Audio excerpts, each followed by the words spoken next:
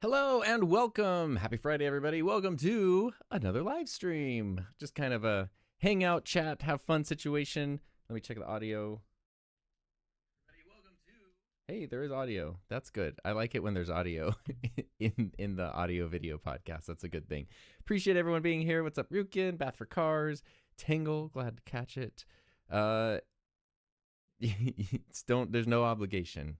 Come and go as you please anytime with any stream. Oh, I clicked on a thing here that I don't know what that is. So today, happy to chat about anything and everything that y'all want to chat about. Or I also have a few things that I have figured out. The thing I've been tinkering with lately is GoPro sent the Mission 1 Pro camera, which is a more pro GoPro. Basically, it's what people have been asking for in a GoPro. Like, it has a 1-inch sensor and all this other stuff. And there's even a version that has interchangeable lenses and things. So I've been tinkering with that, just playing around with making a video for that. So that should be super fun. So these are weird, though, because GoPro did the thing with this where companies have been doing this a lot more often lately, and I don't like it. They announce something, they send it out to people, and then they don't let anyone show the footage. And so, like, all the videos from like a month ago were just people talking about the camera and showing the camera, but you couldn't show any footage. Luckily, like, I don't know, they sent it this week, I think, when the release is there, so I can actually like share footage in the video, because it's weird to watch camera reviews where you can't see the footage. So anyway, that's been super fun. Also, something I've been trying to do for a long time over here. This might be a little bit laggy, but I figured out NDI on OBS over here. So I have my OBSBot Tail 2 wirelessly. I even have a way to connect my phone. And of course, I still got my like tiny 3 webcam. So I'm trying to find, simple ways of adding multiple cameras to OBS. It's funny, the way to do NDI with OBS is very simple. It was just using like the new tech NDI app. But it seems like it's kind of been just hanging out since like 2017. And so I had been avoiding it because I assumed it was out of date. And it still seems like it is actually the best option. It lets you just add NDI as any source, which is really, really fun. Tangle said saw the slow-mo. I posted some things from the GoPro on my Instagram stories yesterday because it has 4K 240, so 240 frames per second in full 4K, which actually looks fantastic. But what's really funny is it still records audio. So when you slow it down 10 times, basically, the audio sounds really funny. And so I did some like initial, like I literally got the camera, yesterday. So I was doing some test shots of our dogs, and the barking is hilarious. So that's really, really fun. Might have to blow off my telemed. No. Don't do. You come back or watch the replay. Is NDI LAN only? I'm using it through Wi-Fi, so I believe so. Like, you have to be on the same network. How's the quality on the auxiliary nozzle? That's a personal question. I'm assuming you're talking about the X2D. It depends on the filament that you're using with the auxiliary nozzle. A 3D printer that has 2 nozzles. The quality's fine as long as you have like reasonable expectations for supports and stuff. It's absolutely fantastic. For basic filaments like PLA and everything, it's also quite good because it's just the same as like an old school Bowden 3D printer. So PLA is good. I don't know. I haven't really tried PETG on it. Really just PLA and support materials all I've done on it, and that has been great. I haven't pushed it beyond that. I kind of don't really want to, but yeah. Hey, from Puerto Rico, love your videos. I appreciate that. Appreciate everyone. I've not done a Friday live stream in a while, but I've been doing Wednesday streams sort of unofficially, somewhat randomly, but I've been having like this back problem. I finally got like an actual physical therapy appointment that happened to be this Wednesday, so couldn't do a stream on Wednesday. Views on BMCU unit on A1 Mini. I don't know what that is. I haven't used the A1 Mini, and I don't know what the BMCU is. I know what the MCU is, but I feel like that's different in this context. So more info, definitely wouldn't mind that there. And then, yeah, the other thing was I've had this app on my phone forever. Where is it? The NDI HX camera app, which just keeps getting more and more advanced. So if I start streaming there, then I click on my phone. In theory, yes, you should actually see wirelessly my phone, which is pretty cool. So if I need to like really show things differently. There's a GoPro, there's my Coke Zero, there's remote keyboard. I have my keyboard that, oh man, it's so shaky. This does not have GoPro stabilization. I have my number pad on the left-hand side, and that weirds people out sometimes. but I really like it. So that's cool. I really like being able to do that. I wonder if I can just kind of leave the phone there and it'll just do its thing without totally killing the battery. Heather's here. I know her. This is my wife, Heather. BMCU is a cheaper alternative for the AMS. Oh, then I do have no experience with that. I've only used the official Bamboo AMS 2 Pro. I always think it's the AMS Pro 2. I have to like literally look at it right there. It's AMS 2 Pro. So there we go. Going back to the auxiliary nozzle, Brain Rants only has bamboo filament and only prints with PLA and sometimes PETG. Just wondering to get the printer. I'm wanting to print 2 to 3 color 3D models. Honestly, with that kind of workflow and those filaments, you'll probably have a really good time with the X2D. Because yeah, if you're doing, it depends on the color you're doing. I mean, honestly, like just get the X2D because yeah, you'll benefit from it. If nothing else than support materials, you don't really need the heated chamber or anything with, oh, the sound was coming through the phone. Oh, that's weird. But when I switch to the Tail 2, sorry, we'll come back to that. We'll switch. If audio, sorry, I'm catching up on all kinds of, for some reason, lots of technical things popping in. Let's finish up the 3D print thing. I can boost my audio a little bit in the meantime. That workflow is going to be fine. You probably don't even need the heated chamber for those filaments. But if you're doing like, okay, so see this remote right here? How this is like all black and then there's blue on top. If this is the kind of multicolor you're doing, you don't really need multiple nozzles because it's super easy for the printer to just print all black and then switch to blue and then be in blue. If you're doing something that is like, I don't have an example of something, but something where all the colors are like in it, you know, like mixed together, then that's where having multiple nozzles helps, because every time, you know, if you have 2 colors per layer, the single nozzle printer would have to switch every time. And if you have hundreds of layers, it's going to be hundreds of switches. Every switch takes time and then also creates a filament waste. And so if you have multiple nozzles, if you have 2 nozzles, each one can have a thing, and that takes a lot less time and creates a lot less waste.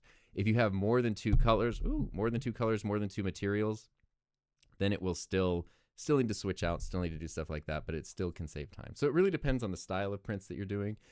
But generally, if you think you're going to do a lot of multicolor printing, and especially using mostly PLA, you'll probably benefit a lot from the X2D.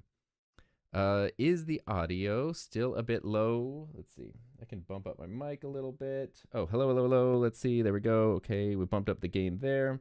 And then I also have OBS's gain, which I can bump up too. When I checked on my phone, it seemed fine. I'm in the yellow on OBS, but I can adjust if we need to.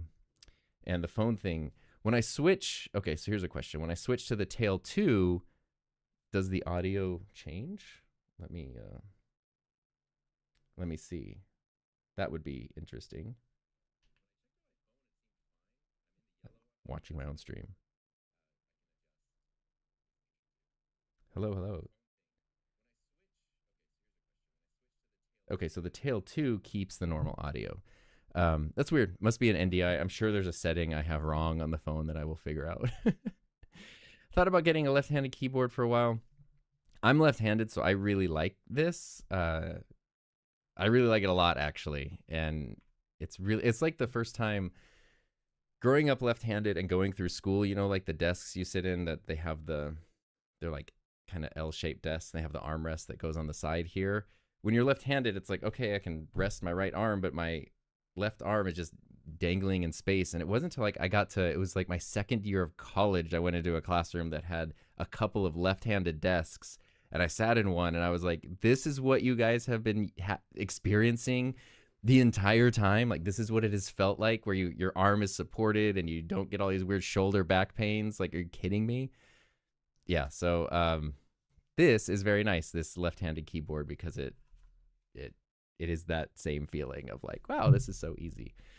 Plus, I use an MMO mouse that has numbers on the side for gaming, but also even for like work and stuff. And so it's nice, you know, my right hand, I can use the mouse and all the buttons, and my left hand, I can use the number pad and the keyboard if I need to. So it just sort of balances things out, I think, in a really nice way.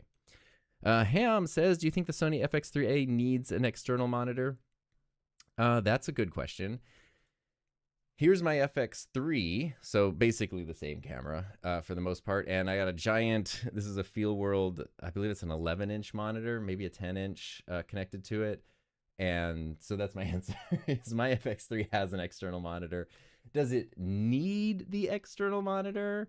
It kind of depends on how you're using it. In this case, you know, I do everything by myself, so when I was using the FX3's little screen flipped out and I'm, you know, I don't know, 5-6 feet away from the camera, it's actually kind of hard to see what's happening on the screen. I can see if it's recording, you know, I can kind of get a basic idea of what the framing is like, but there were a couple times like focus would shift to like the wrong subject and I wouldn't notice because I couldn't see it. So having a big monitor where I, being in front of the camera, can see exactly what's happening is super helpful. And then plus the way that the monitors are, I don't have one of my other cameras here. I can grab one.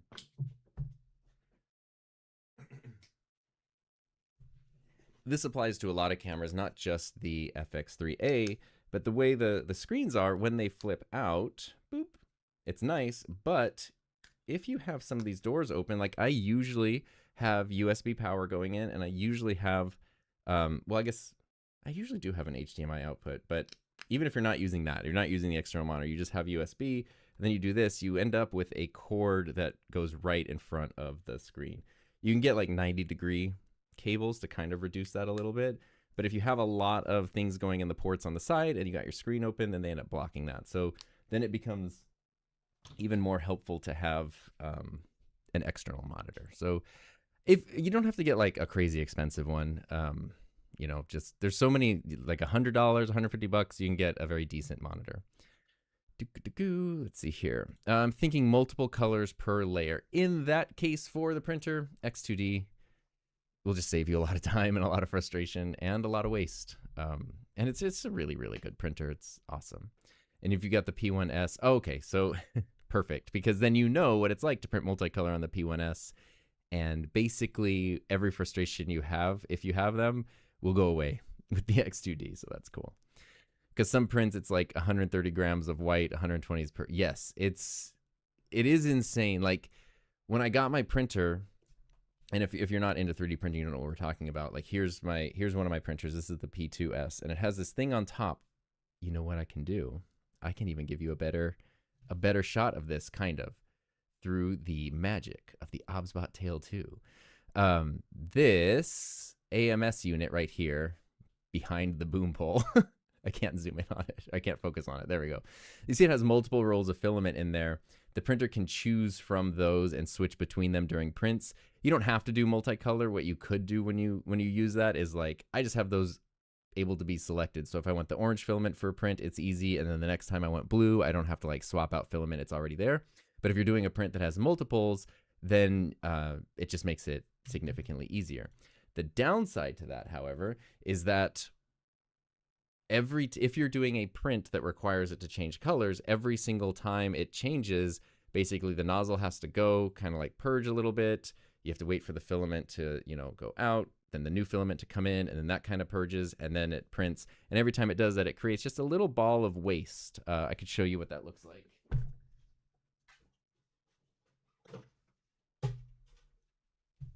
So I have a trash can essentially on the back of the printer that collects all the waste, and it basically creates little things like this every single time. And it doesn't seem like much, and this is a pretty big, canister to hold them, but literally if you're printing something, even something like this big, like imagine if this little thing looked more like a Rubik's Cube, can we focus in on it, where like each of these squares was a different color, and then you had all these hinges that were a color. You have multiple colors per layer. Every time per layer, it's going to need to switch several times. You would fill up like multiple of these just trying to print something this big. So it can, even though it's totally capable of doing multiple colors and multiple filaments and stuff, it can generate huge amounts of waste. If you have a printer that has 2 nozzles, then you, at least for 2 things, you don't have to do that. Like one nozzle can print one material, and then the other nozzle can print the other, and it doesn't have to keep like creating waste every single time. If you have more than two, then it would. I have a printer, the H2C, which actually it has two nozzles, but then it has extra ones that are off on the side. And so instead of switching it, if you need an additional one, it can actually go over and like swap them out and pick up another one. It's very, very cool. So there's ways around it, and it's pretty sweet. No change in audio. I totally did change my audio a lot. So that leads me to believe it might be something on your end, because I boosted my audio like 7 decibels, which is huge. And I'm almost in the red on here, so I can't boost it anymore over here. Specs on the PC. Let's talk about that. Which I'm streaming on right now. Let's see. Let's go to the PC. Oh God, my head is right in the way of the PC. Not ideal. But I like to see it because it's so pretty. I like to PC it. Oh my God. Camera operator. There we go. Hi. So there's my PC. That's what it looks like. Boop. This was a cool thing. So this all started before PC specs and things went absolutely crazy last year. So back when things were like actually affordable, I got the urge to build a custom PC. I thought that would be really, really fun. I'm trying to look up my exact PC specs here. How do you like do that in Windows? Find PCs. I know them, but it's been a while and I don't want to get them wrong. Right click on the start button, system, select about. That makes sense. System and doop about. Oh, there we go. Okay. So this has an AMD Ryzen 7 3700X. It has 32 gigs of RAM. It has an 8 gig RTX 2070 GPU, and then a 2 terabyte SSD that I added in there. So as cool as I wanted to build a PC last year, I was starting to spec things together. I actually made a YouTube community post where I was like, hey, I don't know a lot about this because I haven't used a PC since the early 2000s. Primarily I wanted it for gaming. I wasn't actually expecting to do a lot of work or anything on it. And people were giving me all kinds of recommendations. And even, it was going to be about maybe $1,200-$1,300. I wasn't trying to get like the maxed out PC, but it was getting kind of up there. I was like, okay. And I was even thinking like, maybe I could like turn this into a sponsored video or something where I can kind of help offset some of the costs. But then somebody reached out and they were like, hey, I have a PC that I built 5 years ago. They basically did the exact same thing I wanted to do. They're like, oh, I really wanted to build a PC. It's super cool, but I ended up never using it. It's like, I'm tired of it not being used. If you want it, you're free to have it. Initially, I said no because I felt really guilty about that. Then he checked in again. He's like, no, seriously, like no obligation. Like even if you just keep it for a little while and then you build a PC and you want to give it to someone else or you want to rebuild it or do whatever, like feel free. I just want it to get used. And I was like, well, you know what? In this economy, I'm not going to say no to that. So I said yes. It shipped all the way from Florida to California, and it is just absolutely fantastic. Let me see if I can show you. I mean, I put more RGB in it than it had when I got it because I liked it. But I love that, I love the see-through case and stuff. And basically what I was looking for was a PC that was going to perform a little bit better than my Xbox for gaming, which primarily I do like Final Fantasy 14 on the Xbox. And then Heather and I and a bunch of friends, we play like a lot of Steam games, so things like Repo and Lethal Company and stuff like that, which are very hard to run on a Mac. You can use a thing called Crossover, but the performance is super bad. And we didn't, unlike the movie Superbad, it's not funny. It's just sad how bad the performance is. So really want to just kind of be able to play games like that and maybe do a little bit of streaming. And this is, games wise, it seems very equivalent to Heather's PS5.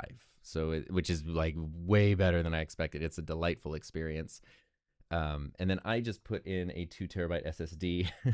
I added some more fans, and then I accidentally fried the motherboard after like a month. So I had to replace the motherboard, which ended up being really fun because, well, it was very stressful. Then it was fun because it was kind of like the experience of rebuilding a computer.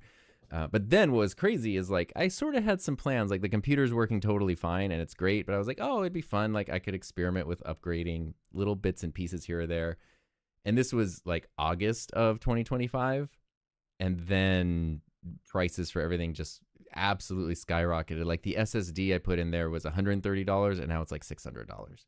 So zero plans to do any more upgrades on that thing, which is totally fine because it works. It works incredibly well, and it's funny. Like I've ended up using it for a lot more work stuff. I do use it for games literally every day. I've used it for most of my streams and podcasts just because it's in here and I always have a camera connected to it. But I also just use it for, I don't do editing on here, but I use it for, I record videos into OBS pretty often. I do edit clips from, like when we play games, something happens, I usually get clips and I just use Clipchamp to like make little clips. So that's like the editing I do on here. And then I do tons of like less exciting stuff like emails and administrative things on it. It's crazy. It's fantastic. And it's from, I believe it was built in 2020. So it's a 6-year-old computer at this point. Still awesome. Back to 3D printing. Which one? The X2D and the H2C for business. It depends. Like there's, the H2C is a bigger, more industrial, like that is Bamboo themselves call it their flagship printer. So it kind of makes sense to go that way. But like, it also depends on what you're doing. If you're not printing giant things, if you're not printing more than 2 colors or materials, you could get 2 X2Ds for less than the cost of a single H2C, which could be a smarter business decision. Madey says, I like having QWERTY keyboard centered on me and the numpad and the mouse get in the way. Oh, you know what? Check this out. So if you want the ability to totally customize a keyboard, Keychron just sent this one, and I was like, why? Sometimes, you get frustrated with how your keyboard works. You just want to go, and break it in half. I haven't totally figured out how to set this one up yet, because it's 2 parts that need to be charged and paired and whatever, but it just splits in half, and then you can I don't know, you could put I don't know. I'm not 100% sure, and I told them, I was like, I'm happy to check that keyboard out, but I'm not sure what it's for, but it seemed interesting enough. And it's, it's Keychron, so the quality is really, really nice. But it's kind of funny. There's just so many ways to customize stuff. Ooh, I lost my spot in the chat. Teletape got very first iPhone and you sound fine. Mac Mini next, new one coming out soon. I don't know. Didn't Apple just... I guess they didn't just. It was like last year they updated the Mac Mini. Here's what I do. I haven't checked this site in a long time. I think I can go to my browser. I always just go to, for Mac stuff, I would just go to Mac Rumors. They've been around forever. Boop. And then what I really like about Mac Rumors is the buyer's guide. Because you can go through every product. And, Apple keeps things pretty quiet for the most part. This looks different than last time I was here. Mac Mini. Oh, no, never mind, Macs. Okay, I don't need their little AI thing. Here we go, Mac Mini. So you can see here it says caution approaching the end of a cycle. Apple announced the redesigned in 2024. So it's been a while. So it's been 577 days since the last update. We'll be right back. I actually have to take a very important call. I'm sorry. I'll be right back.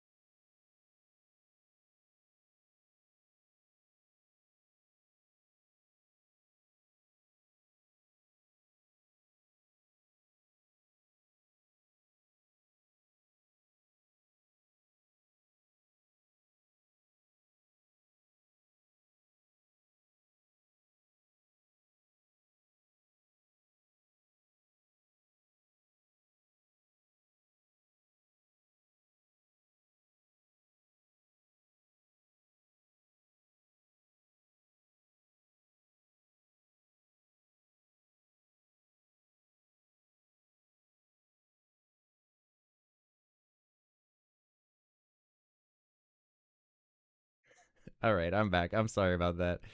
Um,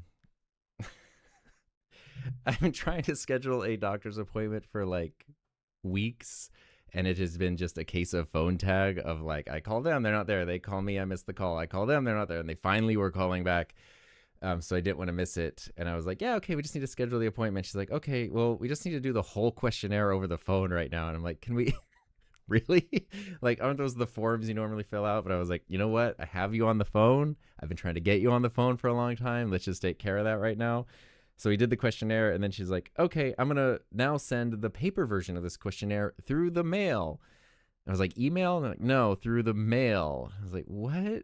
So I guess now I have to wait for the same questionnaire I just did over the phone to come in the physical mail to then fill out and mail back, and then eventually I'll be able to schedule an appointment sometime while I'm still in this physical realm, hopefully. Anyway, back to whatever it was we were talking about. Sorry about that. What can I do with my already perfected YouTube gear? Just wanted to ask away. You can have fun with it. That's what you should do with your YouTube gear. You're going to make videos about the new Sony PXW. Oh, wait, we were talking about the Mac Mini. Sorry. This was the thing I did want to point out about Mac rumors. They tell you the days since last release. So the Mac Mini hasn't been updated for 577 days. And on average, it goes 732 days between release. That's just, this is just trends. Like, it doesn't necessarily mean anything other than that this is what they've cataloged. So all the way from 2012 to 2024, you can see the number of days between release cycles. So it's in the middle of like a release cycle, which probably means if you're looking to buy a Mac Mini, it's not a terrible time to buy one. Stuff like this, like, right, like the MacBook Neo is new. So that's saying, hey, this just came out. No worries there.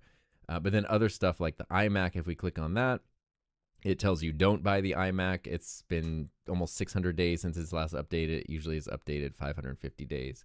So I do know in June, is it June? WWDC comes out, which is mostly software, but every once in a while Apple will announce some hardware. So it's worth seeing what they do there. Apologies, I didn't mean for all the confusion.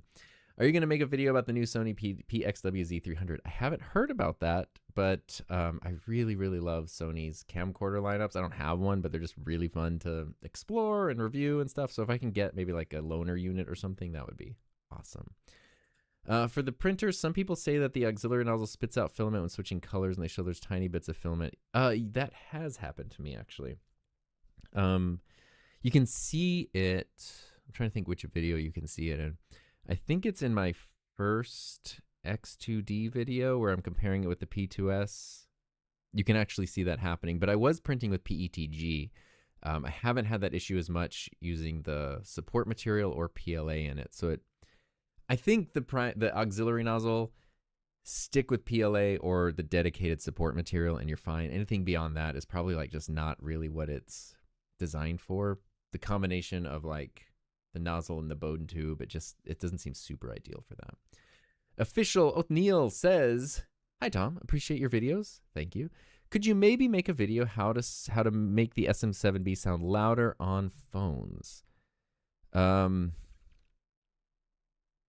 you say on phones, you mean like recording into a phone?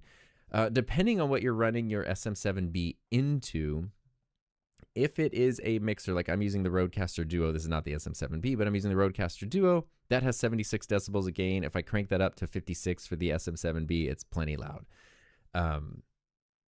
So that's important. I really feel like it needs 56-ish clean decibels of clean gain to sound good.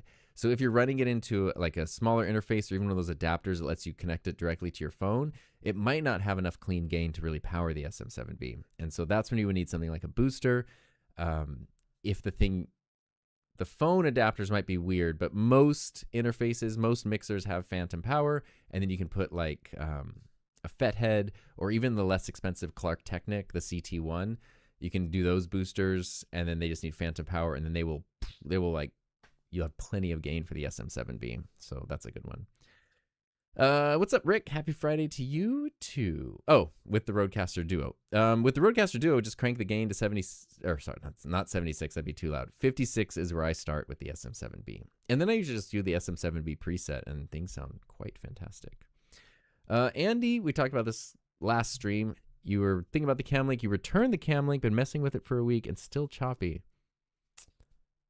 That's weird. I'm sorry that happened. I don't know why it was doing that, but, you know, like, if it's not working for you, it's not working for you, and you got to go with what works. And you'll always have, you know, the most reliable experience recording internally, as long as you have good SD cards. Hello, in Buenos Aires. That's awesome. Any suggestion for my own gear label design for my tripods? I mean, it depends. I think you just got a label maker from what I saw on Discord, which is really fun. Another thing you could do is, I have some of these. These are like little stickers. I used to get like a lot of business cards and stuff from a company called Moo, and they make these little sticker books. So I actually just got like these little things with my like initials on it, and they're just stickers. So I put these on like my lens caps and lens hoods and stuff and batteries. So stuff like that is very helpful. You can just get these printed out on the website or the company. And it's been years since I got these printed out, but the company's just called Moo. I've used them since like 2009. And they're pretty great, and their quality is good. And I haven't checked prices recently, but their prices were really good. How's life in OBS? It's great. You know, if both things are sitting on a shelf, like if I had Ecamm on this computer, I would use Ecamm because it's just, you know, it's a better experience overall. And I think I can do things that look visually better in Ecamm. But OBS is absolutely fantastic, though. And the thing is, Ecamm is $400 a year, and OBS is $0 a year. So that's also kind of a win for OBS. Okay, I just want to double check a couple things here. Hi, Tom. Could you tell me more about your cooperation with brands, equipment manufacturers? How should one approach this? Oh, this is one of my favorite topics to talk about, and I'm not being sarcastic when I say that.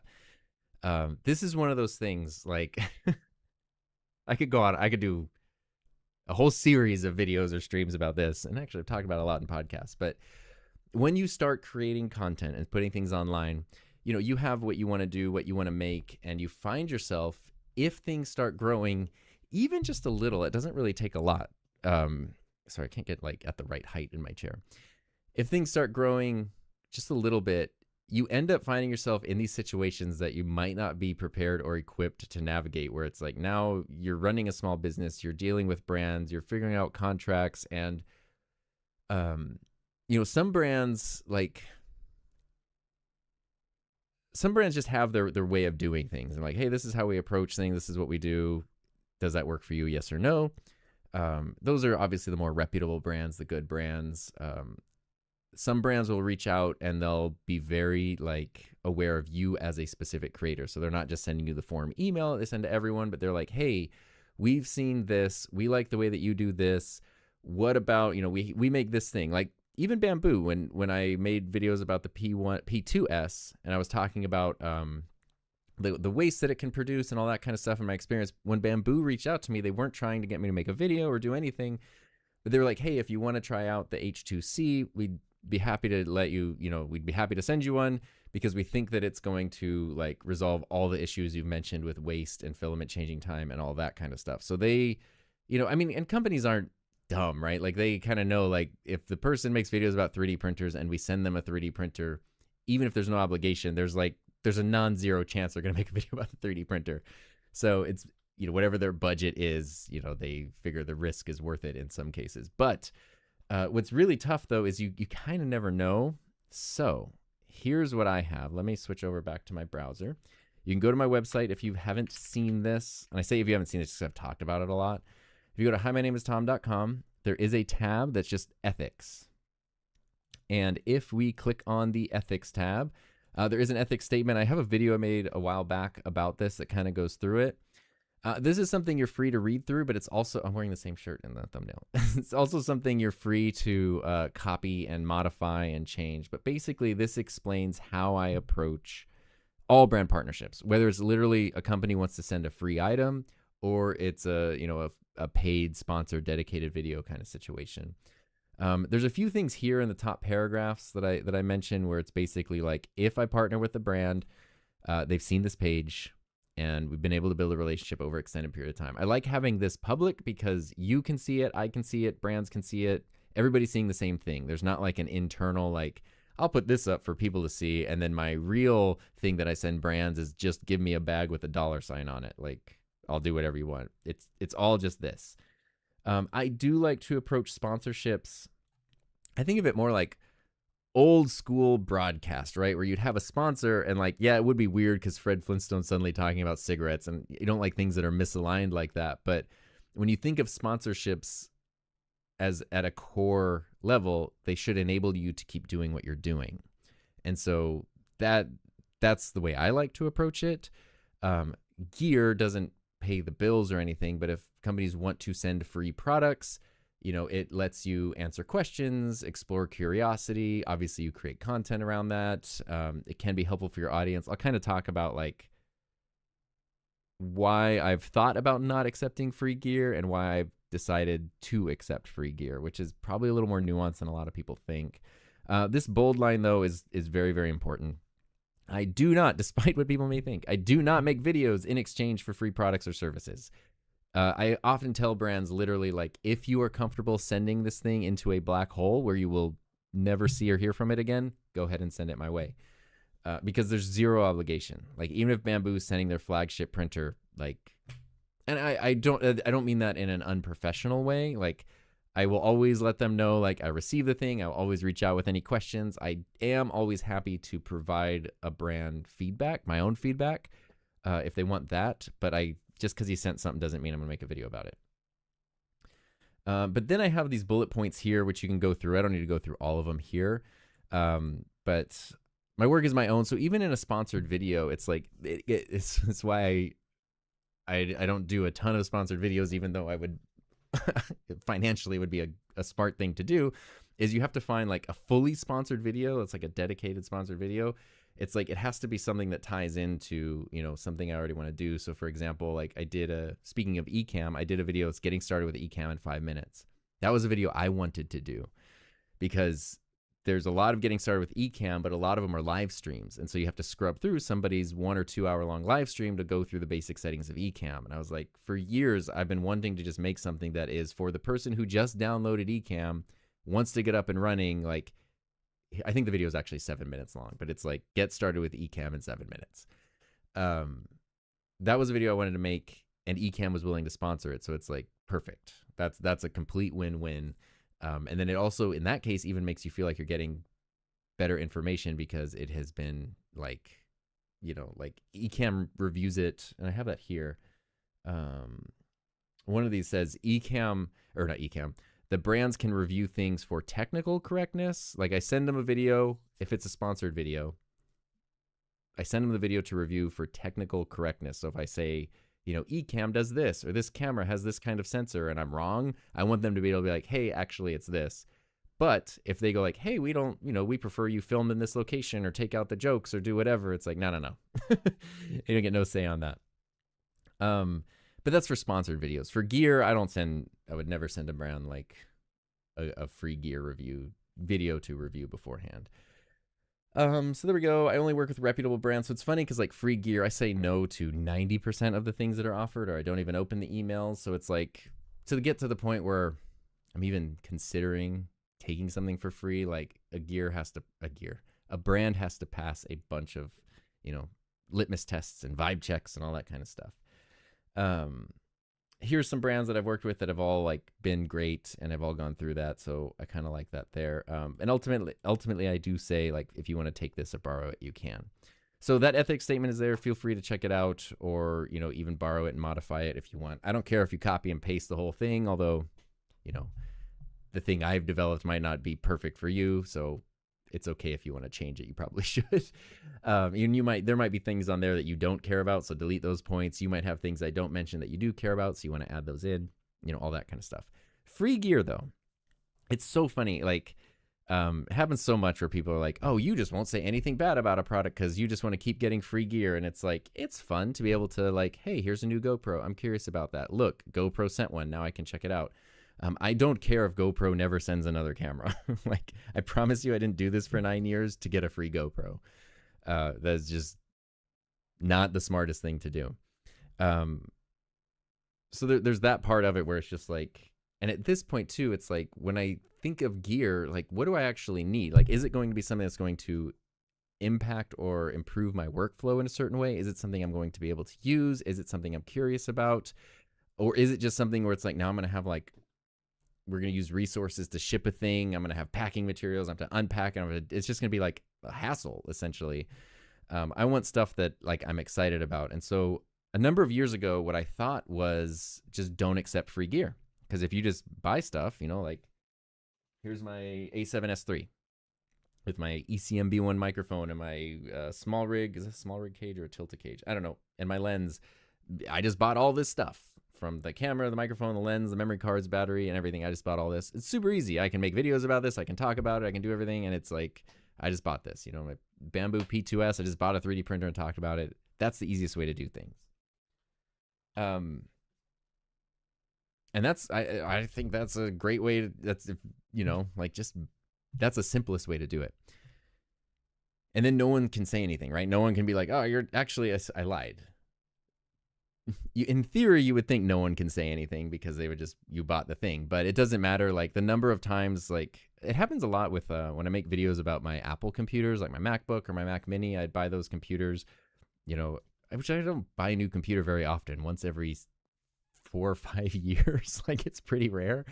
And I make videos about them, and then people be like, you say this is not sponsored, but this is obviously just a shill channel. And you like, it's like, do you need to show you my Best Buy receipt? Like, I don't know how to, I know that I just went and bought the thing and the money came out of the bank account, but you know, even when you do that, people will accuse you of taking things for free. And so something happened, which is I realized that by turning down stuff I was interested in, I was just trying to please that group of people that doesn't care about what I'm doing anyway. Like, they're not here to support my channel. They don't care about the videos that I make. They don't have respect for what I do. And I'm trying to like, please don't say negative things about me, person who will never watch another one of my videos and doesn't care about me anyway and is just saying rude things, versus the people who actually care about and support and are interested in things. And so I would have people ask questions like, hey, you know, I mean, for example, someone could say like, hey, have you tried the new GoPro? Someone asked me this the other day in a comment, and I was like, I haven't yet, but I think it's being delivered tomorrow. So like, I'll be able to try it out. And that's kind of a cool thing where it's like, you know, Bamboo sends the H2C. Yes, it's fun for me to explore that, but it's also fun for me to be able to be like a proxy user where you have questions about the H2C, you can ask me and I can check it out and I can explore it together. I would rather do things that support, that are helpful and interesting for the people who actually care about what I do and like it, rather than the people who just want to say mean things. And one of the things that, this was the first thing that really kind of made that clear to me. This is the Hollyland Mars HDMI transmitter. This came out in like 2020, 2021, around there. And this was something I was interested in because it's like wireless video. That sounds helpful and fun. But these were like $700. And I was like, ooh, I'm curious about it, but I'm not $700 curious about it. And it was a weird timing thing because I was literally like on B&H browsing this. And then in my inbox, I got an email from Hollyland that was like, hey, we released the Mars. Would you be interested in testing it out? And I was like, well, that's weird. And so I sent, you know, the ethics statement. We talked about all that kind of stuff. They sent this, and I was like, that's perfect because this is something I was curious about. I don't have the budget to just spend $700 to like satisfy a little curiosity. But now I have the chance to test it. I have the chance to use it. And because it's not a loaner unit, it's not something that I have for 2 weeks and have to send back. And then now I can't check a new firmware update. I can't check it in a new workflow. It's something that I've just had now for years. I have like a strong idea of how to use this. I know workflows it fits into. I have opinions and experience with wireless video, which is something that's beneficial to me and interesting and fun to me, but it's also helpful to people who watch the channel. I can actually speak on the topic. So it's almost, in a weird way, you can look at it as almost like professional development for this job that I have. And I think that's kind of cool. And I would rather like, the fact that someone cares enough to go, hey, I like the videos you make, and I actually am curious what you think about this product. I would rather be able to help that person, because that's really cool, than try to just satisfy some angry person that's just going to be upset no matter what. And it's like, so anyway, all that to say, you got to be very picky. I mentioned I could talk about this for a long time. There's a lot of nuances to it. This very long answer is the shortest answer I could give. Are you still using the Elgato Camlink Pro? Yes, that is what I'm using right now, even though this camera's running through it, and my Tail 2 and my phone were just through NDI. But I love having this camera connected, even though this is a 1080 camera and it is a 4K capture card. Eventually I'll get a 4K camera back here. But it's really nice. I now have 3 other 4K HDMI inputs that I can, hook up my Sony cameras, hook up other stuff too. It's super, super fun. I love it. I love a Keychron, but that split keyboard. Yeah, that thing is, I'm very confused about it, but I feel like for the right person, the split keyboard is like unlocks everything, which is very, very cool. Screenshotting this uses a background. I did see someone a while back made a whole AI channel, and they like stole my background and ran it through AI. It was super weird. Super, super weird. Desktop Macs are basically out of stock everywhere. Really? I mean, I know stock shortage are there. I didn't realize how it was affecting the Mac world. My M1 Max MacBook Pro is from October of 2021, so it's almost 5 years old. It still works great, but the spacebar broke like a month or two ago, and it turns out you kind of need the spacebar a lot. And I was using an external keyboard, but it was like enough of a hassle, and I have Apple Care on it, so Apple, they replaced the keyboard, which also meant the whole top case and the trackpad.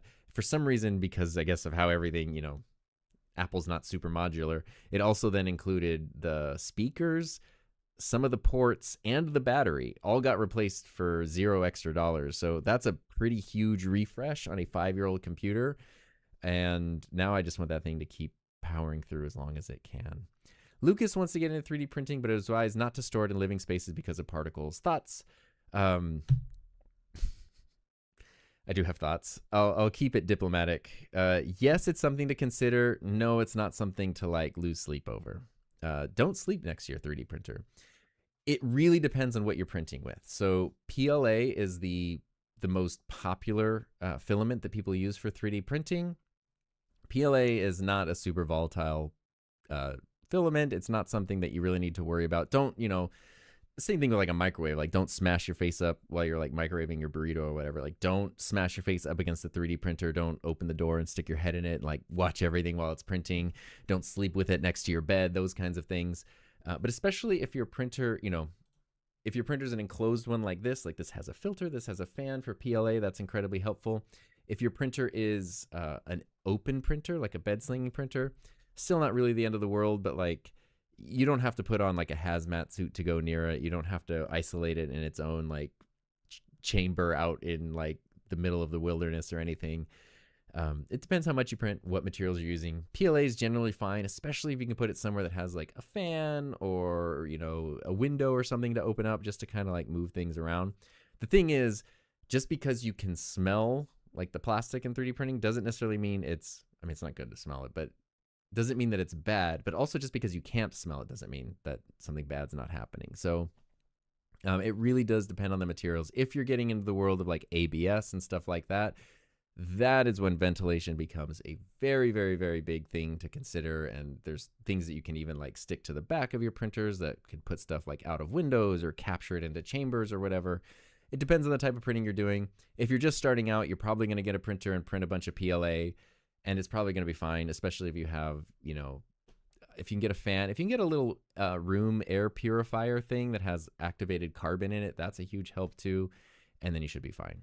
If you move beyond PLA, then pay a little more attention. Actually, wow, your timing is perfect. I have a video tomorrow coming out that's all about like the filaments that I like and my favorite 3D printing filaments. And at the end of the video, there's a section on ventilation. So kind of covers the same thing. Question, which is your favorite microphone? My favorite microphone, I mean, I have a lot of microphones. I really like this one. This is the Warm Audio WA87 Junior. It's basically Warm Audio's $300 version of a $3,000 Neumann microphone. Obviously not the same, but I think it's pretty good, and I really like this one. My favorite microphone, like if I just had to choose one, is probably this one right here, which is the Shure SM7B. Literally, it's a microphone I didn't want to like, so the fact that I love it so much proves that it stands up for, I don't know. It's, if you can run it through an interface that has enough gain and you can EQ it to your voice, it's just so good. And there's no handling noise to worry about with it. It's just super reliable, lasts forever. I love that one. But you had a question about a Fifine microphone. Oh no, you have the Elgato Wave. That's awesome. The Rode Pine. Oh, that's a fantastic collection of mics right there. What's cool is the Elgato. Oh, I don't have it. Oh no, hidden behind this jungle here is my Lewitt LCT 240. And the Elgato mics, they use Lewitt capsules. So Lewitt mics are some of my favorite sounding microphones. I have 3 of them.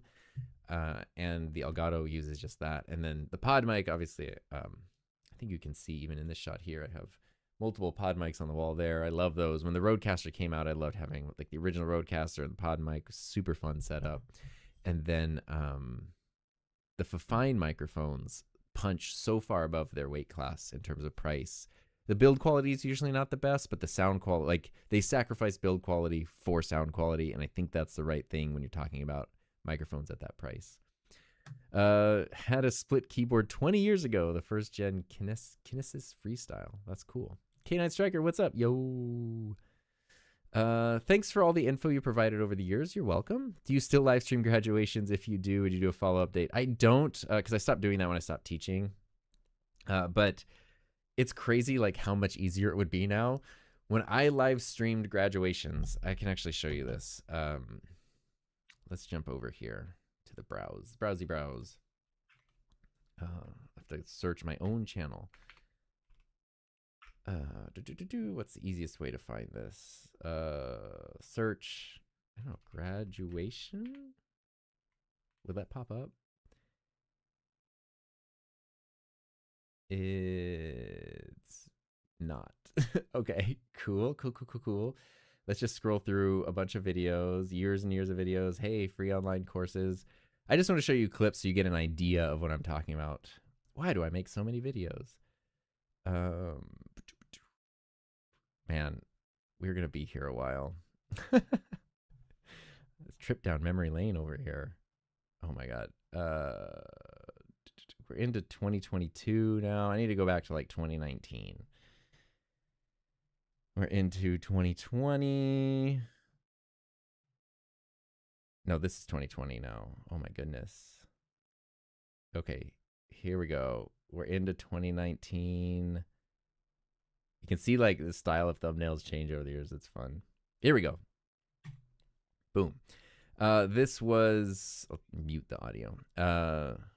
This is the broadcast studio I had built at the school, the program that I was in. But yeah, so when we would stream, this was graduations, but this was also other events like football games, basketball games, rallies, just events, you know, like conferences and things. We would kind of use the same basic setup. And it was a bunch of the Canon XA60 camcorders, which were great. And you can kind of see we have a power cable here.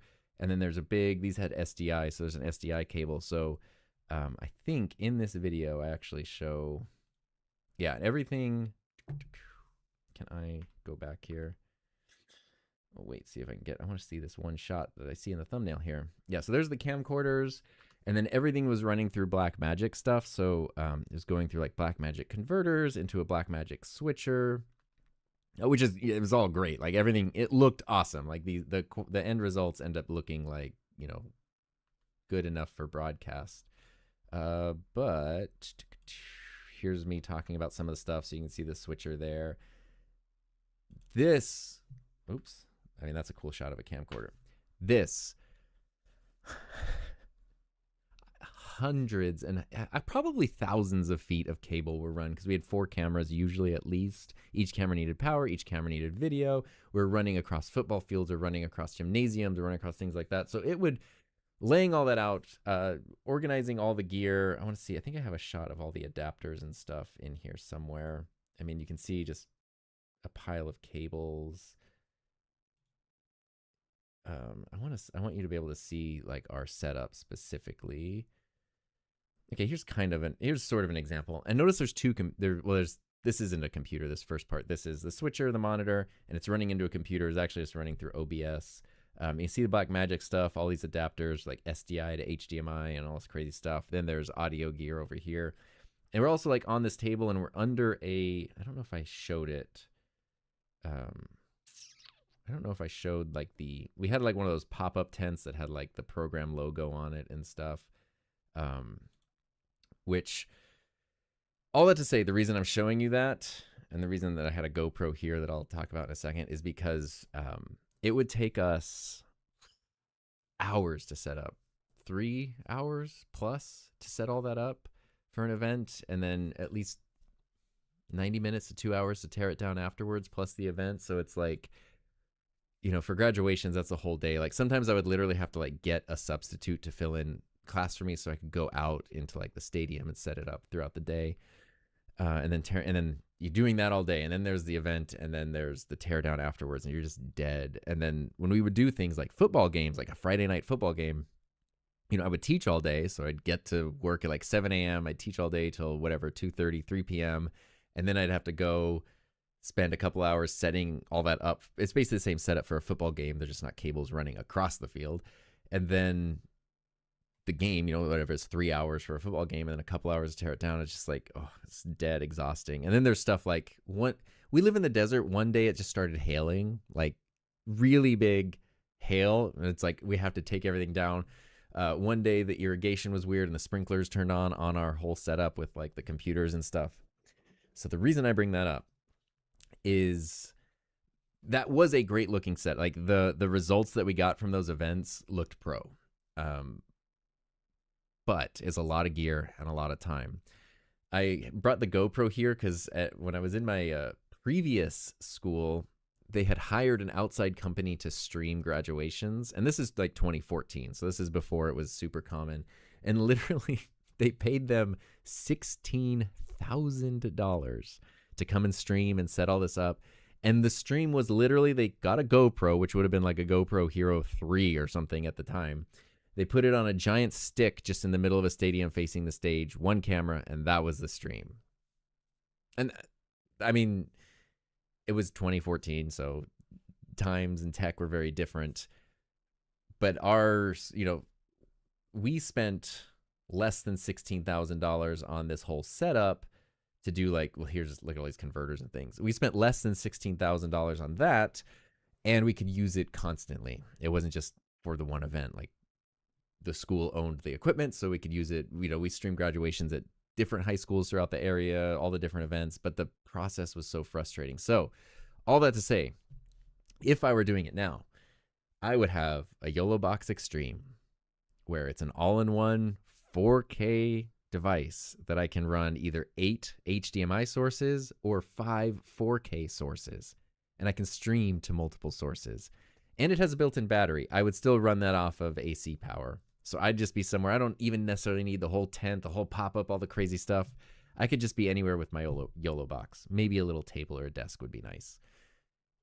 I would like to use something like the Hollylands that I showed you. Those are old, but newer versions, maybe even 4K versions. Instead of running those cables everywhere, just send me some wireless video. Maybe there's a camera or two that are close to the YOLO box. I can run those through cables. But otherwise, let's just do wireless video. Let's do wireless audio that's super cheap. It's going to take, in terms of like literally moving and setting up the equipment, 20 minutes instead of 3 hours. And then most of the time is probably going to be spent, making sure things are like accounts are logged in and things are connected in the right place and graphics are all set, like the technical side of things, not just the gear side of things. And then you don't have people tripping over cables. You don't have people messing up with stuff. And then when you're done, you just oh my God, it would be so much easier. And then you can even do live sports scores and all this kind of stuff. So I would use YOLO box. I would use wireless HDMI. And then you don't even have to use like the old camcorder type stuff. What about using things like the OBSBot Tail 2? What about using, PTZ cameras or a mix, right? You have someone operating a camcorder, but then you have, a PTZ camera that the person literally with the YOLO box can just control, or with a little remote like this, can control, and you have preset positions. Oh, it's such a better world for that kind of stuff. And that whole setup would be a fraction of the price of the setup that we were using before. And you could potentially even go 4K. Anyway, that's what I would do. It'd be really, really fun.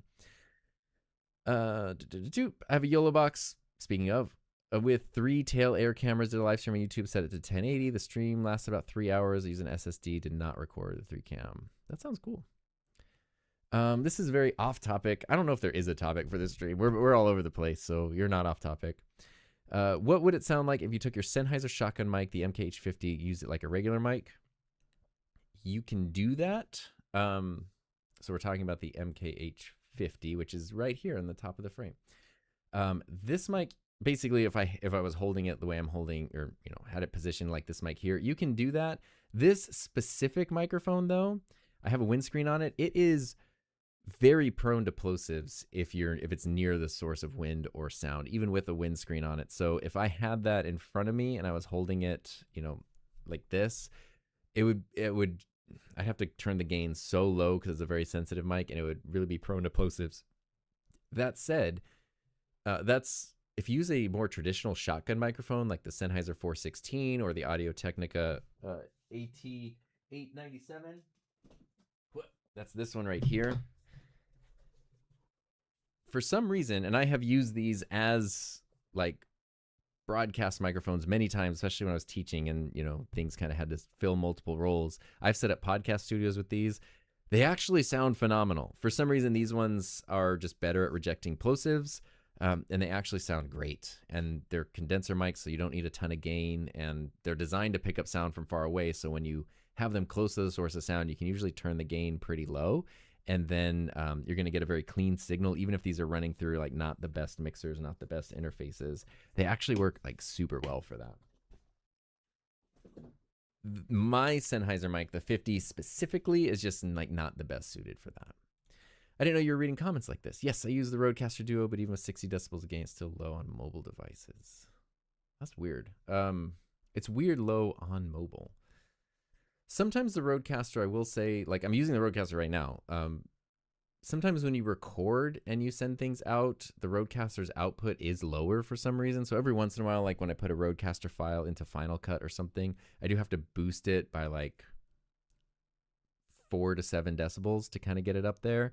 And then it sounds pretty good. And I don't know what that is, and I don't know why that is. I don't know why the recorded output is different from the live output, but it's just kind of always been a thing. So maybe that's what's happening there.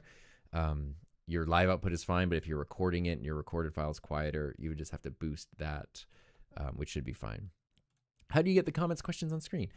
For OBS, I'm using Aaron Parecki's live chat overlay. It's totally free. It's a free Chrome extension. It works great. And I actually have a video from a couple weeks ago where I show how to install it. It's just super simple, but I had never done anything like that. So that's how I'm doing it.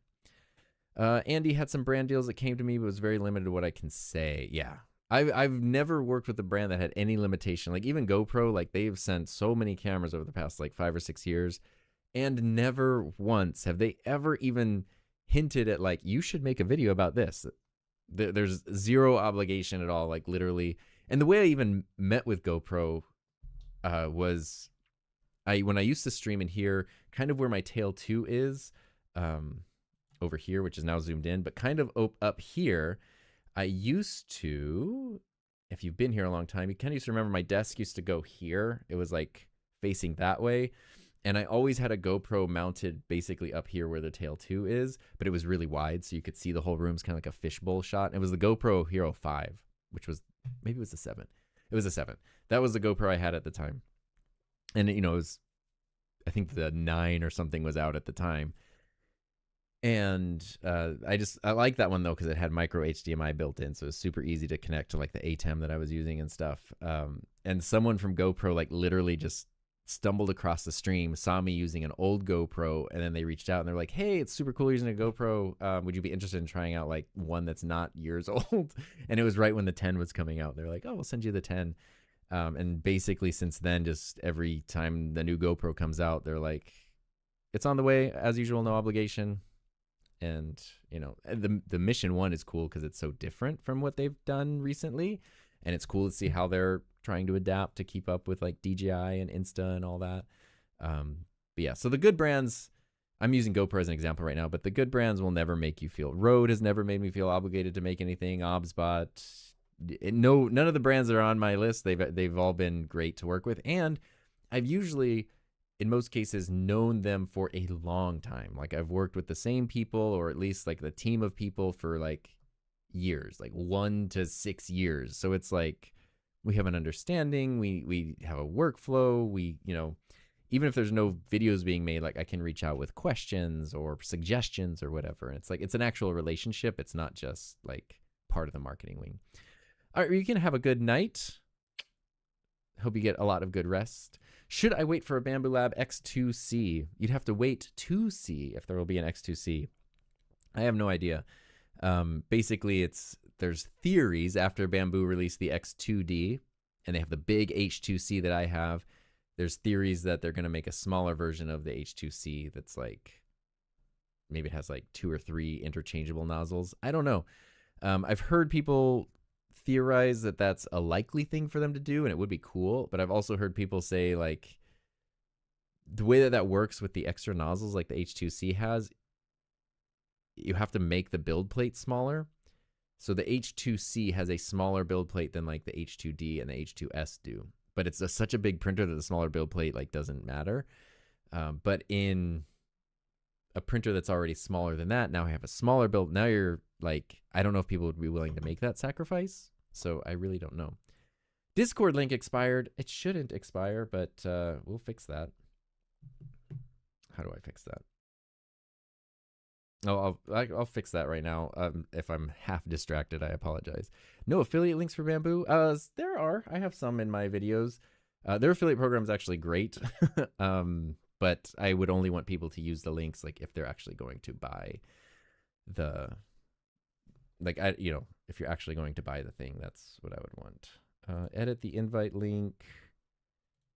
It's so weird. Like I have Discord Nitro and all this stuff, and it always expires. Okay, copy the link, and then we go to, I think I actually had it in my, no, I had it in Squarespace, I think. I had an easy way where I only have to update it one place and it will change the link. But yeah, so Bambu's affiliate links are great. There's some of them like, sometimes like when I got the H2C, I didn't want to like, Bambu sent me a printer and now I'm pushing affiliate links. So it's like, sometimes I don't want to include them because I really don't want, even if it's not the case, I don't want it to appear that like the whole reason I'm making a video is for affiliate links. But there's also just the very real thing of like, sometimes when you're using something on screen, people go like, hey, what's that thing?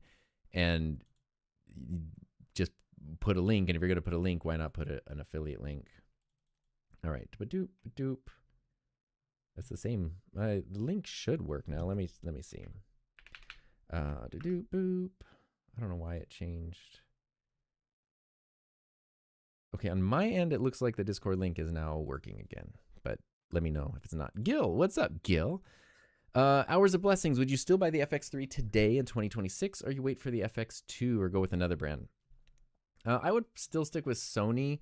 I mean, honestly, like, if I was still in the Canon ecosystem and Canon had their lineup they have now, and I still had all my Canon, I guess I didn't have a lot of RF lenses, but like Canon has cameras now that are more capable of keeping up with Sony than they did back in 2020 and 2021. So, like that's really the other brand I would like. I've never used Lumix, although they seem cool, but I just like, it's a whole new ecosystem to learn. I've tinkered with Nikon and they're really fun, but kind of the same thing. Sony just kind of checks all the boxes for me. And like literally, I don't know if you remember this, but back in 2020, when the A7S III came out, a lot of Sony people were really annoying about that camera. Because it was literally like, it wasn't just like, they were fans of the camera. Like, oh, and here's my A7S III. They weren't just like, oh, this camera's great. But it was almost like, I got the feeling as a Canon user that it was like, you're an idiot and we're looking down on you if you're not using this specific Sony camera. And it was just like, it honestly turned me off from Sony because I was like, the the fanness of it wasn't just like, oh, we love Sony cameras, they're great. It was like really aggressive and judgy, and I didn't like that. And I was using my EOS R, this camera at the time, and I really liked it, but I wanted to move into full frame 4K, and I wanted to get a bit better autofocus, and just kind of wanted like full HDMI out, and really autofocus was a big one. And Canon, I was like looking at the R5 when it was announced, I was even looking at the R6 when that was announced, and I rented a Blackmagic camera to check that out. And like literally what I had to do was, I was like so not going to get the Sony because I was so like turned off by it, but I wrote down like the things that I wanted in 2020, 2021, full frame 4K, built-in stabilization, really good autofocus, no overheating issues. Those were the main ones. I forget there were a couple other things, but it was like literally a list. Sony, the a7S III at the time was the only camera that checked every box. So then it was just like, well, objectively, that's the camera I should get. And I like the camera so much.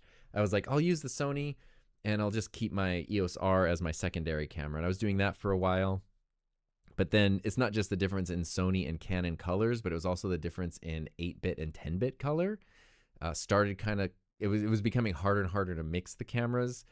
And it was funny because it probably took me like 4 months to really get a hang of the Sony, where I was like, oh, this looks like something I couldn't get with any other camera, and 4K 120 built in, all that kind of stuff. And that's why then I was like, I had 2 EOS Rs, so I sold one of my EOS Rs, and I was like, I'll get a second A7S III because I really like the 2-camera workflow. But back in 2021, there's a shortage on everything. Literally, there were no A7S IIIs for months available. I found one FX3 available on the entire internet in North America at the time, and it was from Full Compass. It was like a place in Chicago, and it was the FX3. They didn't have an A7S III, so I was like, well, I think the FX3 is pretty good, and so I got that, and then immediately fell in love with it, and that became my main camera. And then, but neither of those were good like photo cameras, so I was still using the EOS R for photos. And then I was like, well, but the EOS R, now I can take good photos with it because it has a higher resolution sensor. But then when I flip to video, I'm back in my 1080 video. So that's when I got the A7 IV. So that was my full like Sony transition, which the Sony cameras earned it. Like I didn't want, it's like the SM7B. I didn't want to like it, but it proved itself over and over and over again. And then that made me a true fan. So if I were buying a camera today, I actually just made a video yesterday. It's all about Sony camera lineup. The FX3 is still, as someone who does this full time and uses their camera on a darn near daily basis, the FX3 makes sense for me. The FX2 though, I would seriously consider because it's $1,000 cheaper. It has the really cool viewfinder, which would be super helpful sometimes to have. The only thing I don't think that it has is 4K 120, and I do use that a lot. I basically use that in place of sliders and all kinds of stuff for like lots of B-roll stuff. So it would actually be hard for me to give up 4K 120. I think it's 4K 60, which would be good. Happy Friday. So that's my answer there. But Sony camera's so good. I would stick with them for sure. Hello from New Zealand. Love your videos and podcasts. Appreciate your clear and patient style. Any advice for speaking naturally to a camera when you're used to talking with real people? Yeah, I think if you're used to talking with real people, you're actually at an advantage because just treat the camera like a person. We were talking about this in the Discord a bit ago, actually, because someone had a similar question. And they were like, oh, is it a specific person or whatever? And I was like, I just treat the camera like a person. So, if you're sitting here talking to me, like we're sitting at this table talking, I'm not going to just be staring at you the whole time because you'd be super uncomfortable and that'd be very unnatural. But I'm also not going to like look away or just only look off to the side because that would also be unnatural. So, you have a thought, you're thinking things, you usually look off to the side just naturally, and then you deliver your thought to the person.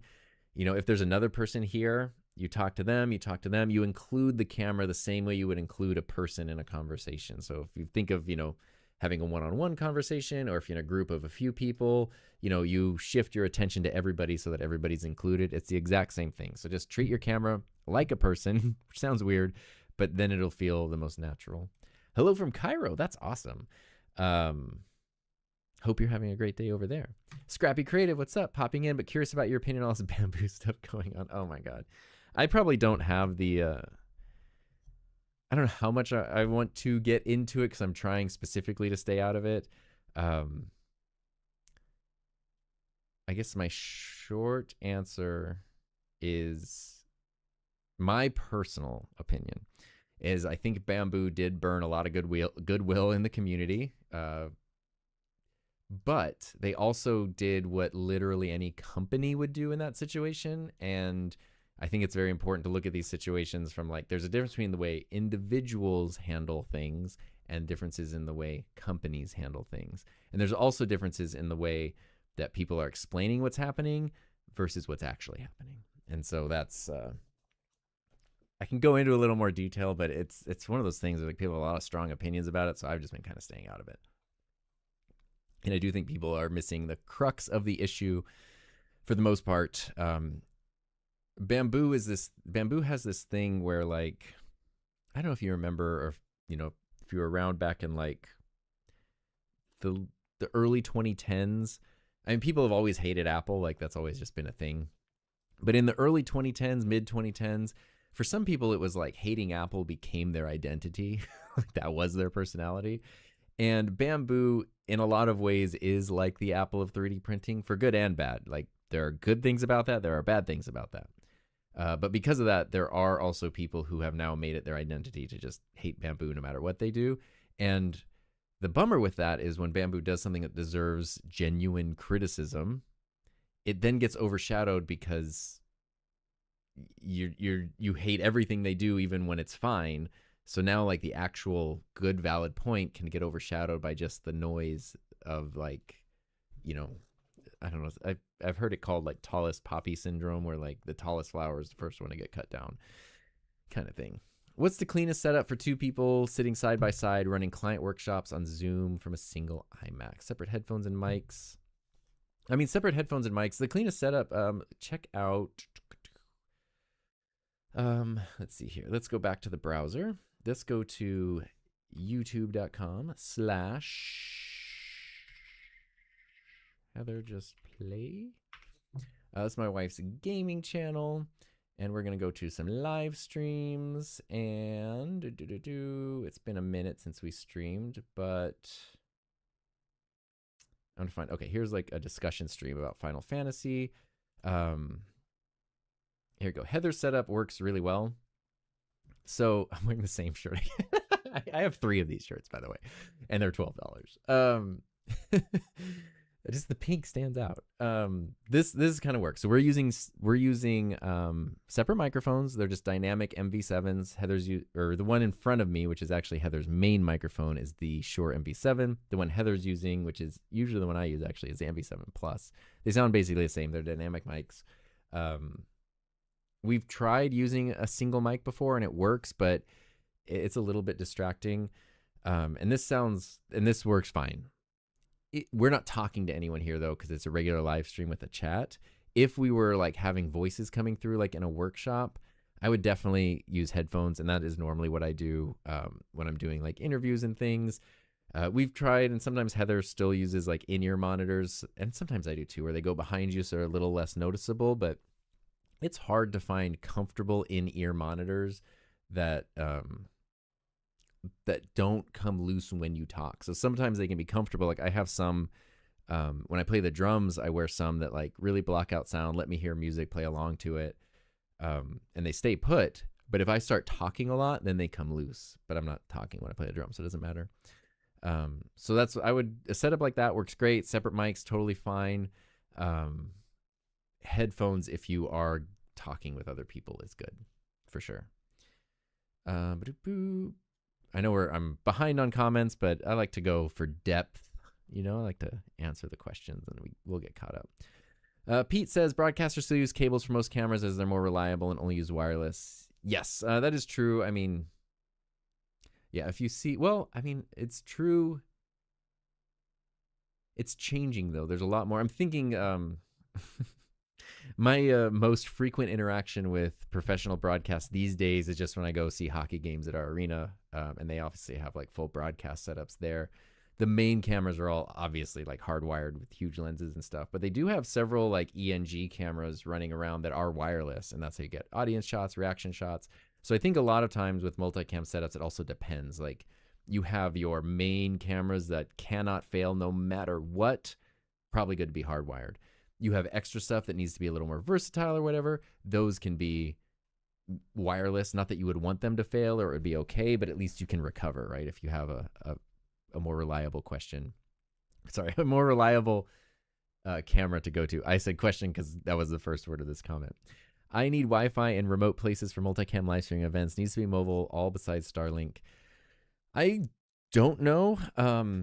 Maybe someone else here knows. Starlink was literally going to be my recommendation. I don't have it. I haven't used it, but I watch a lot of van life YouTubers, and a number of them have Starlink because their job is to make content, but they're out in the middle of nowhere, and so that's the thing that works, and it seems like it works pretty good.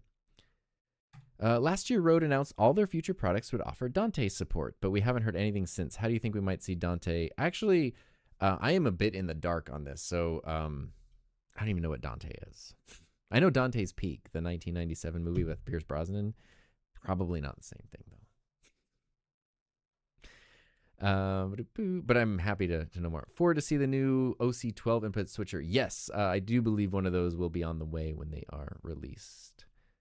Did you talk about the A2L yet? What is the A2L? Oh, look at that. I'm curious. Apparently, new bamboo printer. I'm curious. No, we have not talked about the A2L. It looks like it's literally the announcement of the announcement was just put out today for June 1st. That's only a couple days. Very, very curious. What do they have anything? Have any info about it?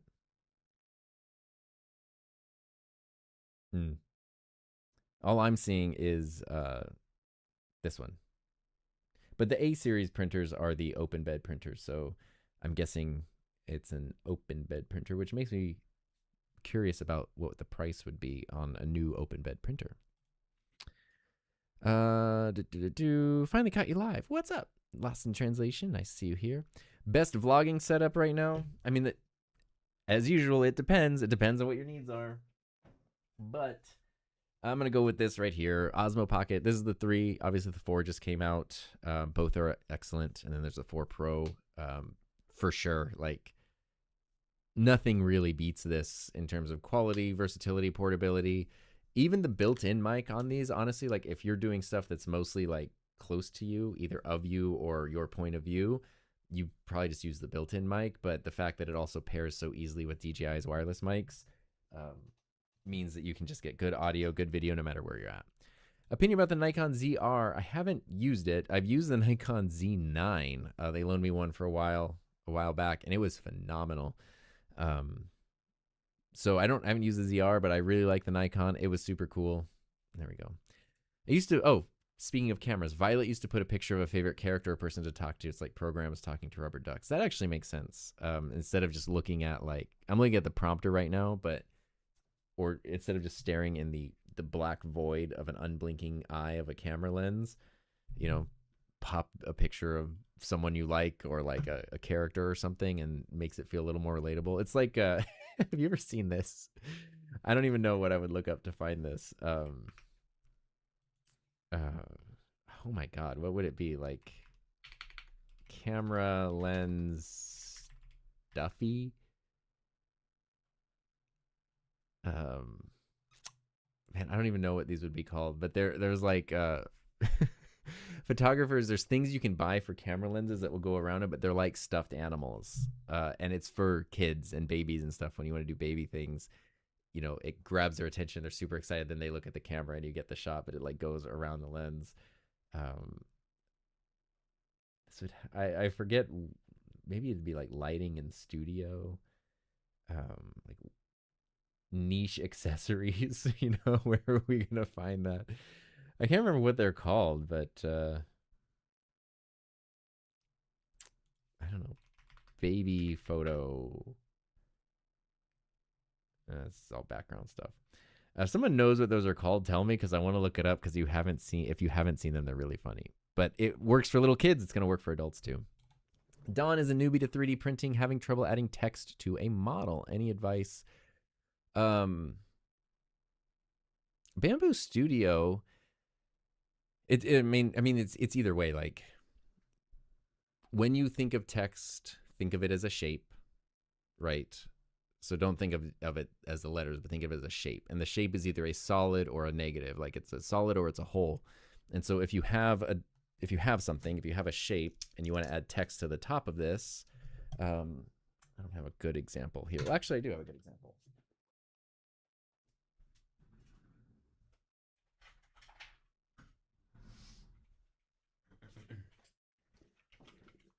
Here's a little adapter thing that I made. So this actually is just my own handwriting. If I can get the camera to focus on it.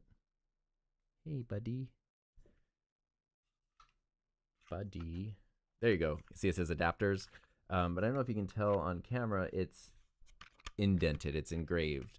And I did this in Tinkercad. I just used their draw tool and I used the Apple Pencil on the iPad and drew the word adapters. And then I made this a hole or a negative shape and just sort of like positioned it in the side panel here. So then it became like an indent like that. If you wanted to do the opposite, then you would just make it a solid shape and you would make it sit on top of this piece. So that way it protrudes out and then it would come out. In Bamboo Studio though, I believe it's even easier. I've only tinkered with their text thing a couple of times, but you can add in, you can create text and then take that shape and position it on your model. And basically, if you just position the text shape on the surface you want to do, then it'll go right there. And you can even then use layer painting to change the colors of the text versus the color of the model and all that. Obs is here. What's up? Hey to me and my lovely wife. She is lovely. And Daniel's here. Wow, it's like a reunion. It has been a long time. Need to be in Mexico to catch live at a convenient time. Daniel's a globetrotter, so he's not a Harlem globetrotter, but like a literal globetrotter. So he's all over the place. I hope you're doing well, Daniel. Hello, Tom. I know that this is all about cameras and podcasting, but on another topic. Oh no, I lost my thing. What are your thoughts on the Fender legal issues surrounding their guitar and the Bamboo issue? Every company I like, here's my Fender guitars and my Bamboo printers and my GoPro camera. Every company I like ends up being the one that people love to take issues with. I don't have. My thoughts are that I don't care. If you want me to be super honest with you as a user, and actually it's funny because I was talking to Heather about this, specifically comparing Fender and Bamboo. As a Bamboo user, I genuinely don't care about the issues like at all. And if I were just a Bamboo user, I wouldn't even pay attention to it. As someone who creates content and uses Bamboo printers, then I feel like I need to be a little more up to date so that I can have an opinion or at least help people, point them to directions to create their own opinions, which is probably better than me just giving my opinion. But Fender, I don't create music content. I don't create guitar content. So literally, like, basically, as I understand it, I am known to be wrong about things, right? But as I understand it, you know, companies for decades have made guitars that look like Fender guitars. I have actually right on the other side of this wall. So I have a P-Bass, I have a Jaguar, and on the other side of that wall is a knockoff P-Bass. I just kind of keep it in like our kitchen main area. So that way it's always there to just kind of like grab and tinker with. If you're like waiting for water to boil or something, you can like run through some scales or whatever. And it's just $140 SX bass, but it looks like a P-Bass except for the headstock. And so that's been a thing. Like companies copying Fender designs for decades has been a thing. But recently Fender, there was a company that made a copy and Fender sued them. And I forget what the reason was why the other companies never got sued. And for some reason, this one, there was something that left them open to being, I don't know if it's cease and desist or sued or whatever. And then Fender started going after other companies that have been making like Strat copies and stuff like that, which people were like, hey, what the heck? Like, this has been fine forever. Why are you mad about this now? I don't know. I mean, it is weird to suddenly care about something that you didn't care about for 60 years. So I don't know. But at the same time, like, well, it is kind of their design. So like, Yeah, and then it's funny because people are like, well, Fender's only mad because they haven't innovated, since the 60s or the 50s or whatever. So um, they just need to protect their existing designs so they can't come up with anything new. But it's like, well, yeah, but the reason they're being copied is because they created such iconic and good designs way back then. So it's like, what should they do? Should they protect their iconic design, or let it go because it's so iconic that they can't top it all these years later? I don't know. It's weird. People are people. That's what I know.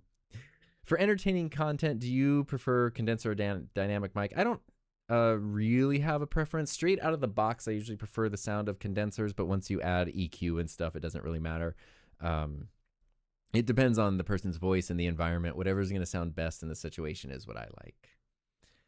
Doop-a-doo-boo. Oh, Dante is an audio and video over IP protocol similar to NDI, but with added features for audio routing. That is awesome. Yeah, I know people have talked about it. I just didn't know what it was. Oh, it's interesting. Rose said they would add it, but yeah, I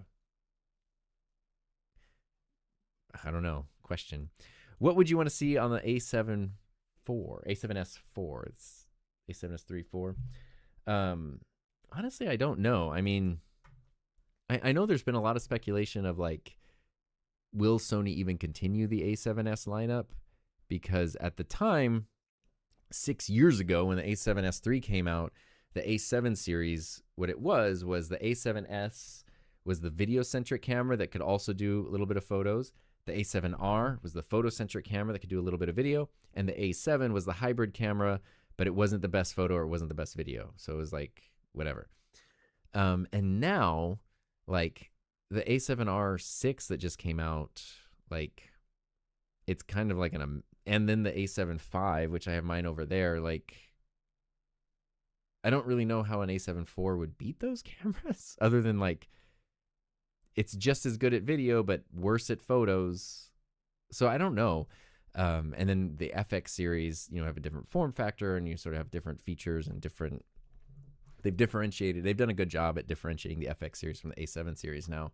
So I really don't know if there is a place for an A7S Mark IV, which maybe is why after 6 years there isn't one, but the A7S III is just still so good.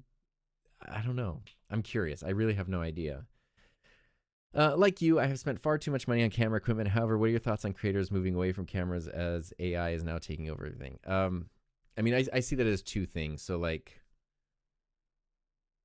if you're talking about, like, camera YouTube becoming less popular because for a lot of reasons it's becoming less popular, that just makes sense. Like, it's not learning to use cameras, the technology, the breakthroughs are just not what it was, 6+ years ago, right? There was a point where, like, I remember, like, 2012, I would binge, Film Riot and Dave Dugdale and Caleb Pike and channels like that, because it's like I had just, I'm learning how to use DSLRs to shoot video. I need to know what a 51.8 lens looks like. Everything's manual focus. I need to figure out lighting, need to figure out all these tricks and techniques. The gear has improved. The overall skill set has also improved, but also the need for the skill set has decreased. Not like there's not a need for pro video people. There very much is. But what I mean is, like, in 2018, if you wanted a really good looking YouTube video, in 2020, you want really good looking content, you needed to learn how to use a mirrorless camera or a DSLR. Like, you need to learn about lenses, you need to learn about inputs and lighting and setting and all this kind of stuff. And now you kind of don't. Like, I think there's still a room for that. And if you want things that look the best of the best, that's still the way to go. But with things like webcams being so capable, even things like, now you have interchangeable lens webcams, even though you might not be able to get like the super shallow depth of field, a lot of people are okay. They just want something that looks really clear, has really good autofocus, doesn't overheat, super easy to use. The average person, which covers most people, their need, like, it was sort of a thing, like, the average person would have to force themselves to learn how to use a real camera to get the thing they wanted to do. And now they don't. They can get really close results. And even phones, phones have been good for a while. back in 2018 and prior, like phone cameras weren't that great. But now, I mean, honestly, like even with like cinematic mode that gives you the fake background blur, like it doesn't look amazing all the time, but sometimes it gets the job done. And if you want something that's just clear and easy to see and looks good, you know, your phone's going to do. So it's like the drive to take the average person and make them need to learn to use a camera is just far less. So I think that's, you know, that's a reason why that stuff. I love cameras though. So it's like I want to learn about lenses and want to learn about settings and want to experiment with new things and try new stuff and, you know, see movies and TV shows and get inspired by what you see there and try it over here. So for me, that's just a personal thing that I enjoy. The AI side of things, if someone is putting their content creation or their media production creation skills on the shelf to do everything with AI, I hate that. Yeah, I hate generative AI a lot. Would you believe rumors about an FX3 Mark II coming soon? It would make sense, right? It's been almost 6 years since the FX3 was announced, so it would make sense. I don't know what it would. It's sort of the same thing though with the A7S III. It would need a better screen, so popping that screen that's on the A7 V and the A7R6, you know, the fully articulating screen, I'm sure that would be on there. The viewfinder from the FX2, I think is amazing, and that should be on there. I mean, maybe, I don't know, people need, this has like 4K 240, which is really fun. I don't know if that's a thing. 4K 120, I feel like is a little more practical. So I don't like, you know, it's like once you climb Mount Everest, what do you do next? And Sony kind of did that. So like, I don't know where they go from here, but I'm curious. And it's probably stuff that I'm not thinking about. And realistically, also then taking all this, the AI features, speaking of AI, the AI features that aren't terrible, because it's not generative AI, from the more recent Sony cameras that really have to do with like autofocus and tracking and subject recognition and stuff, throwing that in the FX3 would be super cool. Gil remembers binging content too to learn, and now I have 2 interns who are getting gigs and paid more than I did starting out by using an iPhone. And that's also the thing too, is like there is that weird shift in perception where, like, you know, I'm sure we've all seen like commercials from national brands like, you know, McDonald's and I don't know, huge corporations creating commercials that look like they're filmed on a phone. They're vertical commercials. They might literally be filmed on a phone. Despite the fact they have the budget not to do that, they filming on this and making it look like someone's just holding this and filming feels so much more personable than, you know, than the super cinematic thing. So it's like, it is a weird thing where like the polish almost detracts from the authenticity. And then especially if you throw in generative AI, which makes everything look so perfect and polished, except for, you know, extra appendages and things sometimes, having kind of the rough around the edges, it seems like that is a thing people connect with more now. But it also, I think there is room for everything. Like at the end of the day, the ability to use pro level cameras, or at least prosumer level cameras and lenses, and get things looking good, using audio to get things sounding good. There is a difference between things that look and sound good and things that look and sound excellent. And there's always going to be a need for things that look and sound excellent. And the only way to do that is to build up a skill set, which goes even beyond the cameras. You're into the lighting, you're into all kinds of stuff, the workflow, the post-production workflow.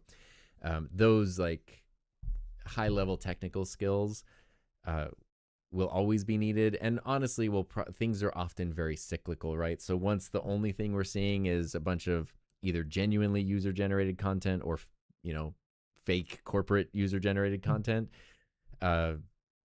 then the thing that pops up and looks really good and crisp and, you know, cinematic, for lack of a better term, now might even have more appeal to it. And it also just depends on, you know, personal tastes. Like Heather and I have gotten really into watching Korean dramas, K-dramas lately, and the production sensibilities and design of a lot of K-dramas is so exactly the opposite of that. It is just shoot everything with a 100mm lens, blur the hell out of the background, bokeh everywhere, unmotivated lighting, because it's more about the mood than the, like, well, there is a real lamp here, so we need the orange. It's just like lighting everywhere, and I love it. Like, I cannot tell you how much I get like inspired and motivated by seeing the way that they're approaching things there, which is exactly the opposite of just like film it with your phone vertically.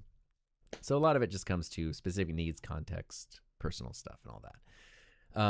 Boom. I think it looks like we're about caught up there. So, oh, have we heard your thoughts on 4K casting in the past with that? Oh, we have. Are you excited for Rodecaster Video accepting 4K? I mean, I've been pushing for that since before it was released. That's just how it's implemented and how well it's implemented. But yes, a Rodecaster Video with, it sounds like they're going very, very limited. Basic 4K switching would be nice, and the ability to record 4K would be cool, and that would make it, that would make it a more serious part of my like regular video workflow than it can be right now as primarily a 1080 switcher. And there's a thing, I have a, man, let me see if I can show this. Tom Buck Sony RX100. I don't know if this will pop up. I don't think it was one of, man, this would be an old video. Oh, but I think it's important also to show how things change over time. These are old videos. Let's see.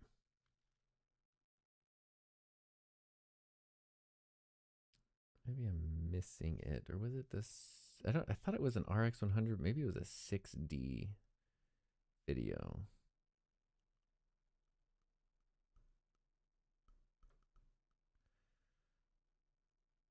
I mean, I don't have to show this to show it, but it's fun when I can like. Would it be this one? No, I'm not wearing. It's not this setup. Anyway, I guess it's not going to be one that's going to be easy to find. But I had a video, I believe it was from 2017, all about 4K. Is this kind of a setup?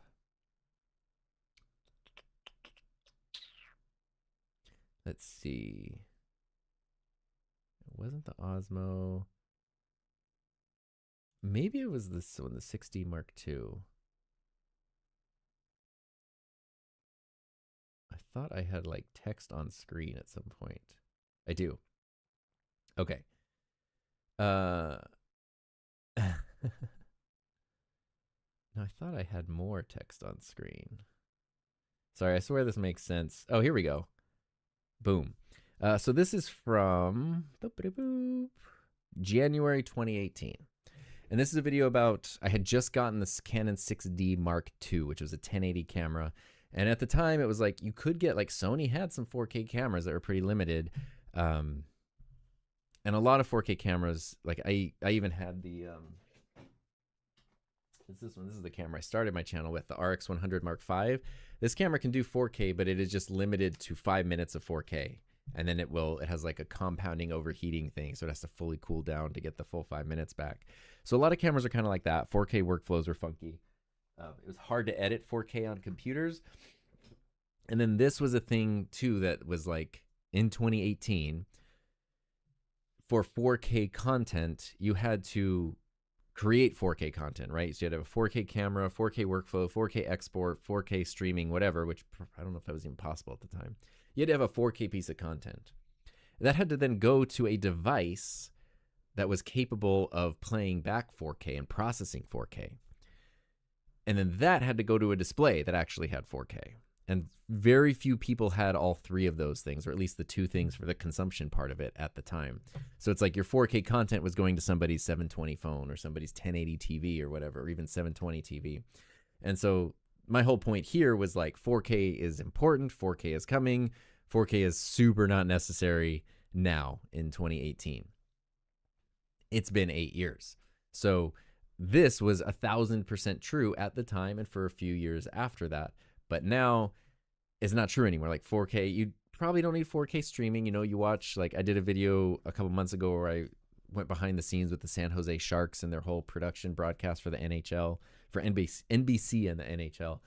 And they can do 4K. Like everything is equipped to handle 4K, but the broadcast is 1080. Because it's just like a lot of stuff is still 1080, and it's really, really good looking 1080 versus like bad looking 4K. But especially on the personal side of things, the demand for 4K, the ability to consume 4K is just getting higher and higher, and then the barrier to entry is getting lower and lower. So it's way easier now than it ever was to create 4K. This camera shoots 8K, and they're promoting it as like, yeah, it's a normal thing that you're gonna shoot and edit. And I'm like, oh man, I don't even know what to do with 8K. So I think 4K, especially when it comes to content creation and stuff now, being able to like record a live stream in 4K, sure, people might not be streaming it in 4K, but having the playback in 4K is really cool. What about taking some of that and creating, separate videos, separate clips, separate things like that from that stream that are now in 4K, and they don't look like a live stream, they look like 4K content. I just think it works. How do you rate the Nano versus the Osmo Pocket 3? I haven't used the Nano, so I can't tell you, but the Pocket 3, one of the coolest cameras I've ever used. So I would like to check out DJI's like non-Osmo camera, or I guess they're like the Osmo Action or the Nano or whatever. They're non-gimbal cameras, just to see. All right, I think that that pretty much wraps things up. I appreciate everyone hanging out. I always appreciate when I just do these random impromptu live streams that people want to spend some time hanging out and asking cool questions. I like it that people are always so kind about like, oh, this is off topic, or maybe this isn't relevant. Like, please know it's a live stream. That like you're not required to like stay on topic. Rarely I'll do a stream that's like about a specific thing, and even then I don't care if you ask an unrelated question. But I'm happy you're here. I'm like very flattered that you would spend your time with me, so I appreciate that.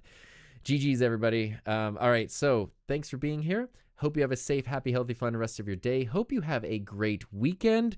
Appreciate all the time, appreciate all the kindness and support. I'll see you guys next time.